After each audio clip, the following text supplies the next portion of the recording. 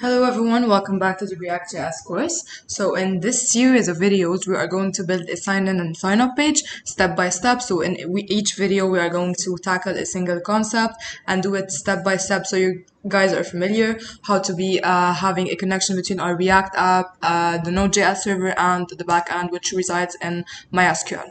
Okay, so to do so, in this video, first we are going to build up our simple UI.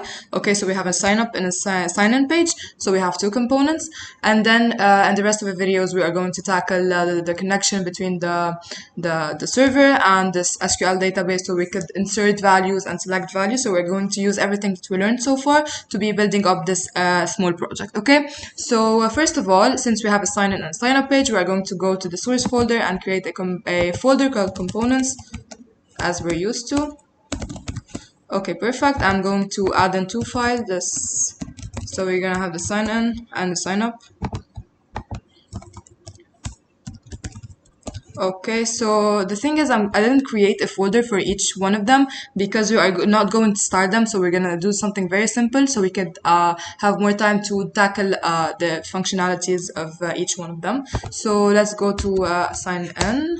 And let's do the same thing for the sign up. So I got questions about the RFC extension. So you need to go to the extensions here in VS Code and search for the ES7, I guess.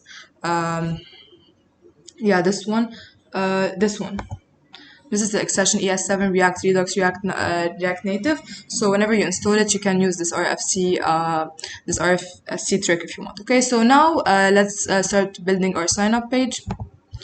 Okay, so first we're gonna have an h1 saying that we're in the sign up. Okay, perfect. Now let's create a new div, having inside of it first a label. Let's have a first name. We're going to have for the sign up and for the sign up we're gonna use only first name, last name, email, and password of the user, and for the sign in, the email and the password. Okay, we're going to have a label. Let's go back to the other line and then add in an input that's going to have a type of text. Okay, perfect. So we are going to do the same thing for the others. Okay, so we have a last name. We are going to have an email and a password. Okay, perfect.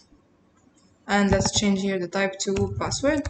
Of course, since we have 4 variables, we need to create 4 constant variables for each of one of them using useState for sure. So I think you need to, from this point, I'm sure you're familiar with what useStates and state variables are. So I'm going to go fast into this stuff.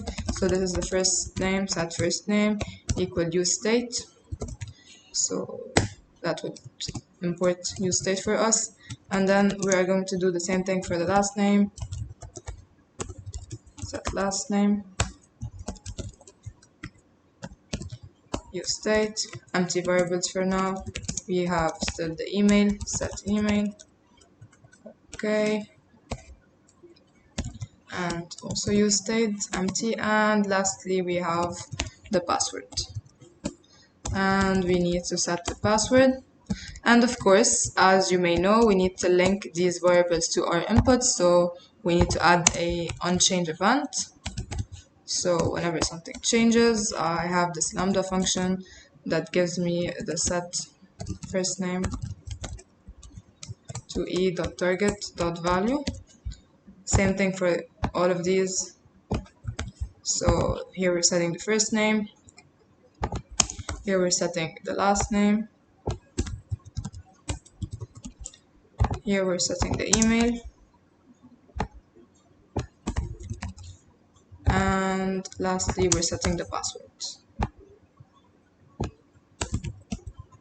Okay, perfect. So we have linked these 4 variables to the constant variables. So let's go to the sign in and do the same thing. So we are going to have an h1 saying that we're in the sign in, and let's have 2 divs having first a label, enter your email for example, Okay, and let's have a return to line, and then let's have an input type text. Okay, perfect. Let's do the same thing for the password. Enter your password. Okay, perfect. And let's have here the type as password. And of course, lastly, we need to create two constant variable states for this for these two, the email and the password. So let me copy paste them from here. So okay, perfect. And let's have an onChange e. So we're setting the email to e.target.value, and let me copy paste this from here. And that is done. So let's check if we have correctly. So let's start with the sign up and render it inside of the app.js. Go to the, so we have the sign up. Oh, we forgot the button. Of course, we need a button at the end. So let's add in a button. Call it submit, for example. And here we also need to add a button. Let's have it log in. So okay, perfect. We have first name, last name, email, password, and a submit button. We're gonna do the same thing for the sign in to check if everything's going fine. So that is the sign in. Okay, perfect. Oh, so we haven't imported use state here. So importing use state.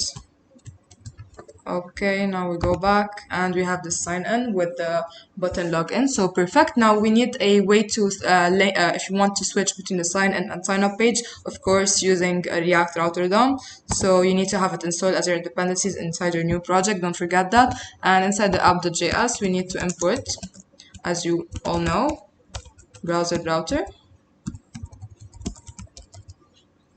as router, route, and routes from the package React Router DOM.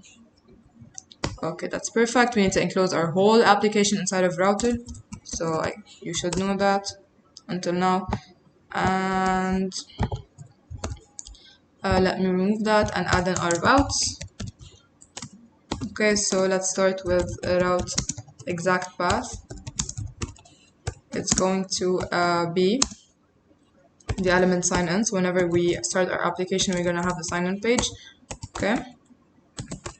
And let's add another route for the sign up. Okay, perfect. The element that we're going to render is the sign up function or component. Okay, perfect. So let's, and now to be switching from sign in to sign up, we need to have here a link saying that if you don't have an account, go to sign up, and same thing in the sign up. So let's go to sign in first, and let me go back to the line. It doesn't cause any problem. And then we are going to use links. So we're gonna say don't have an account,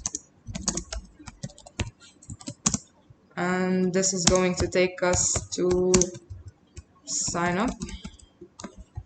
And same here in sign up. So first let me go back to the line and then add in another link, a link having already have an account.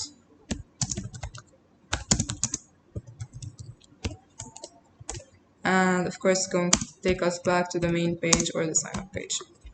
Okay, so let's check if everything's working fine. So don't have an account, go to sign up, already have an account, brings us back to sign in. So that is going to be our simple UI for this project. So in the next videos, we are going to start integrating inside of our server and Node.js, and of course adding values and creating